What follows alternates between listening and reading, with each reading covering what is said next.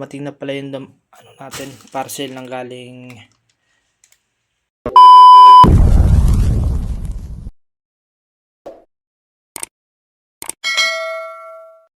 Shopee. In order, ano to, pangpalit natin ng clutch damper ng Yamaha YTX 125. Pero ang suggest kasi ni sir na magagawa nito, dapat ang pang R15 ang bibilin ko sa Shopee. Pero ang suggest niya pang pitch bike na pang sniper na 150. Bali i-unbox natin ngayon ito. Ayan, tingnan natin to. Tanga ko lang tayong gunting. Ito na mga bossing, buksan natin kasi medyo mahaba to eh. Pang pitch bike, pang sniper 150.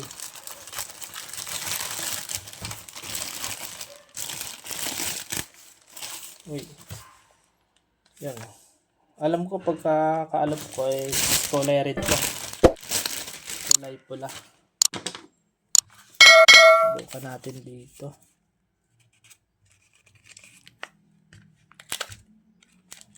Pitch bike sniper 150.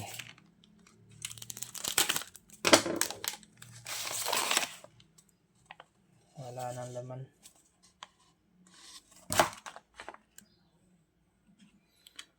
Ayan.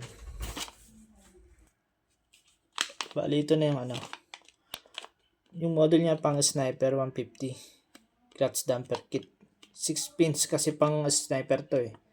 Yung sniper Yamaha YTX 125, alam ko 4 na clutch damper lang yun. Tingnan nga natin. Ayan. Ito nga yun. Diba? Nga yan. Ano ito eh. Ito yung ano niya. Rebit. Okay. 6.